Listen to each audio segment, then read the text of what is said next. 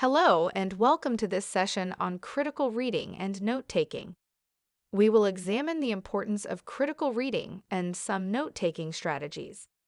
As university students, you will be expected to engage in active reading and thereby effective note-taking for working on your assignments. It is important to understand what your lecturers expect from your work to be able to focus your reading. Normally, they want to see that you have analyzed the topic from different perspectives, and this means that you would have considered other authors, other views in light of the topic and position, these in relation to your own opinions or views. They also expect that your sources or references are efficiently used to support or challenge different arguments. And this means that you have to choose your sources carefully in order to boost an argument. Your lecturers will also expect that you do not misunderstand or overlook anything, and here selecting your reading materials will determine that. Ultimately, lecturers expect that your writing is persuasive, and how you thread your academic reading into your work will make the difference. At university level, the types of sources you are likely to read are journal articles, textbooks, government websites, professional journals, or government papers. The sources that are not likely to be considered academic are sources such as YouTube, Wikipedia, blogs, newspaper articles, among others. You are therefore expected to refer to credible sources, which are backed by research or specialist knowledge. The main source that you'll be using at university is journal article. This is because journal articles are more current. You can use journal articles to persuade the reader, to inform the reader about results of a particular study or experiment, or to prove that a certain approach or practice is more effective. Now, in order to get the best out of your reading, you'll need to read critically. And for that, you need to understand what critical reading means. Critical reading is about questioning texts to determine the real nature of an author's view, having examined implications put forward. It involves being able to derive your own views amongst the existing ones. Reading at university level requires us to do more than just reading casually. It requires us to delve more into the data and information to determine what the author is trying to tell us. So it is about reading actively, reading with a purpose, and always making notes as you read. When you first read a text, you acquire knowledge, and the knowledge you acquire is in its basic form. It includes snippets of information, details of certain research that has been done. It also includes data and statistics, for example.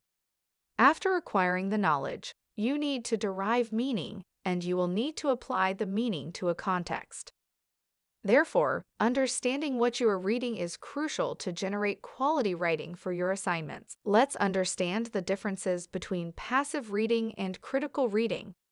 Passive readers begin reading straight away, whereas critical readers read and assess the title. They decide whether the title gives an indication to whether the source relates to their assignment. They think about what they already know on the topic and what needs to be researched. Only then they begin reading.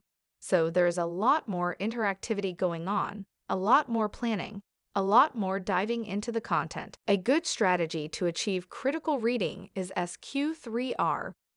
When you are reading a material, let's say a journal article, you start by skimming the text quickly to get an overall idea of the subject. You then ask yourself questions about the text. For example, how does the author's view help in responding to the task? Ask the who, what, when, why, and how questions. You then read the text in a focused and fairly quick way.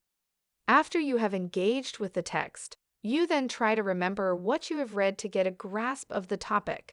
And you come back to the text and you review, that is, you read in more detail, taking notes. And when you take notes, you use your own words as much as possible. There are further questions you can ask.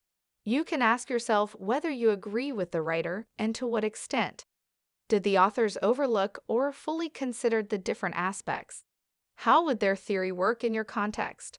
What is the logical conclusion of the theory? Are there any critics of that theory or conclusion? What problems might the theory solve? Are there any gaps you can identify?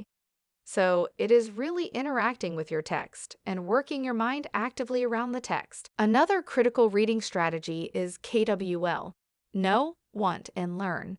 so you can organize working with the text by distinguishing what you know about the topic. So you clearly write down the existing bank of knowledge you have about the topic. You note the different contexts, assumptions, challenges, and so on. You also identify what you want to know about the topic, and this will help you establish your scope. In this way, you will be engaging with relevant materials. After reading your material, you make notes about what you learned, and you may wish to regroup your writings under themes.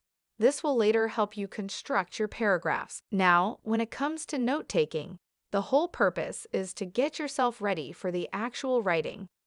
Through note-taking, you are making sense of what you read. You are getting yourself organized. You are planning. You are confirming your understanding of what you read. You can organize yourself by taking notes in a column format known as the Cornell Notes method, or alternatively, through a mind mapping method. Mind mapping is a more visual method of branching into sub-themes. In fact, you can have your own method, and this is absolutely fine. The point with note-taking is to be in control of the notes you make and to engender criticality from your engagement with the readings. To conclude, critical reading means understanding what the author's intentions are, what do they want you to think, and in order to generate analysis, you would engage in criticality through questioning, evaluating, assessing, thinking actively. It's also about positioning your views and saying why your views are justified alongside, in parallel, or even against that of other authors. Remember that there are no real absolute truths. Everybody has their views, and that's why we need discussions to take place in order to develop these views. This session is brought to you by the Learning Enhancement Team, your free academic support unit. Thank you for watching.